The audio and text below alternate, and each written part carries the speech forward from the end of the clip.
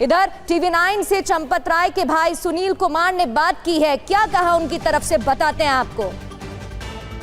विपक्ष बीजेपी को निशाना बनाने के लिए विवाद खड़ा कर रहा है। चंपत राय के भाई ने आरोपों को राजनीतिक षड्यंत्र बताया, सुनिए।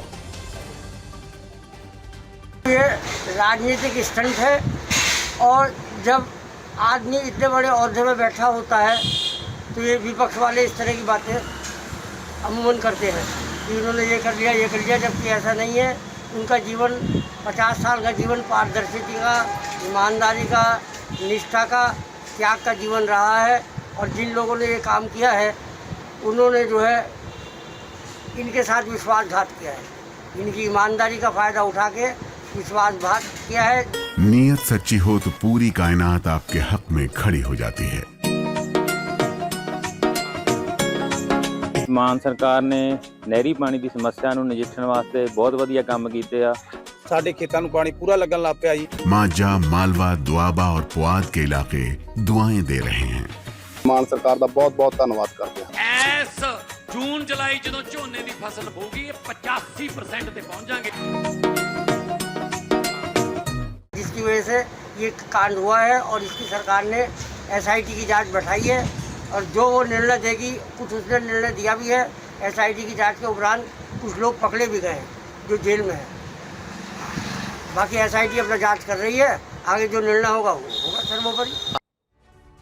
तो चढ़ावा चोरी मामले पर अलग अलग बयान भी सामने आ रहे हैं। बागेश्वर धाम के पीठाधीश्वर धीरेन्द्र शास्त्री ने भी बयान दिया। धीरेन्द्र शास्त्री ने क्या कहा? चढ़ावा चोरी से सनातन को नुकसान हुआ है, करोड़ों राम भक्तों को ठेस पहुंची है।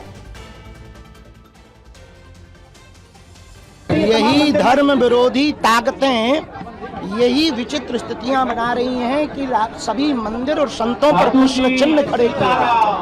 हम एक बात जरूर कहेंगे कि राम मंदिर की इस घटना के बाद सनातनीय वैष्णव परंपरा, संत परंपरा जो भगवान के प्रति पूर्ण समर्पित हैं, ऐसे लोगों को ही भगवान के मंदिर की सेवा का कार्य मिलना चाहिए। एसआईटी गठित है, देश में जांच एजेंसियां हैं, वो जांच करें।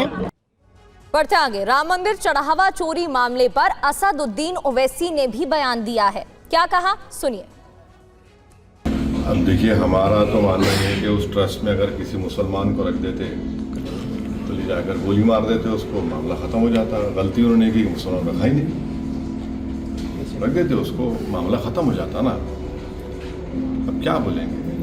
अब चंपक हो रहा है, क्या बोलेंगे बताइए आप। अब कुछ बोले ऐसी बात ही नहीं है उसमें, कितना ये सब तमाशे हो रहे हैं। असदुद्दीन ओवैसी को आप सुन रहे थे। बढ़ते आगे, राम मंदिर ट्रस्ट की बैठक 6 जुलाई को होगी। 6 जुलाई तारीख बताई जा रही है जब बैठक होने वाली है। चंपत राय और अनिल मिश्रा का इस्तीफा मंजूर हो सकता है। इस दौरान 3 नए सदस्यों की एंट्री भी ट्रस्ट में हो सकती है और सीईओ की नियुक्ति पर भी फैसला हो सकता है। आपको याद होगा, एसआईटी ने जब अपनी प्रारंभिक रिपोर्ट सौंपी थी तो उसमें सीईओ की नियुक्ति को लेकर सुझाव दिया गया था। इसको लेकर जब हमने बात की थी अंतर्राष्ट्रीय अध्यक्ष बीएचपी से, तो उन्होंने भी कहा था कि सीईओ की नियुक्ति होनी चाहिए और अब इस पर फैसला संभव है जब 6 जुलाई को बैठक होगी। तो सीईओ की नियुक्ति की चर्चा पर साधु संतों का क्या कहना है, क्योंकि उनकी तरफ से विरोध जताया जा रहा है, सुनिए। मस्जिद वक्फ बोर्ड के पास हो, चर्च काउंसिल ऑफ इंडिया के पास हो, गुरुद्वारे एसजीपीसी के पास हो, परंतु हिंदू मंदिर इन पर सरकारी अधिकारी कुंडली मार के बैठे हों। और देश के कौन से ऐसे मंदिर हैं, लगभग 4 लाख प्रसिद्ध और प्रमुख मंदिरों पे सरकारों का कब्जा है, विभिन्न राज्य सरकारों का, विशेषकर दक्षिण भारत के। और कौन से ऐसे मंदिर हैं जहां आर्थिक गड़बड़ियां नहीं हुई, एफआईआर नहीं दर्ज हैं।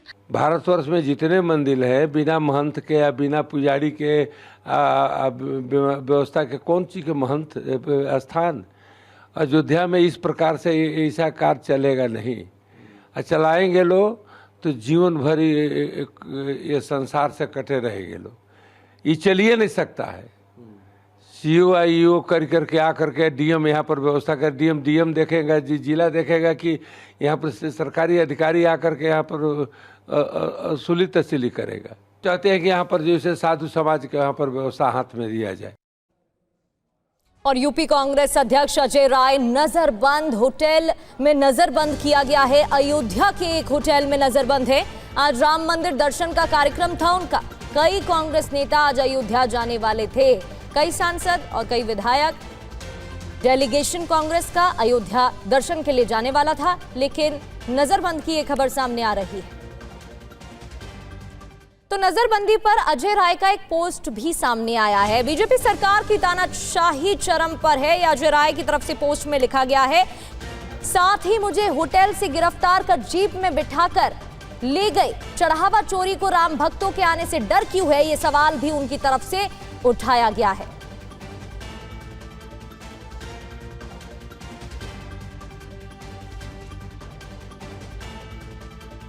तो अजय राय की तरफ से क्या पोस्ट किया गया, क्या आरोप लगाए गए, यह हम आपको दिखा रहे थे।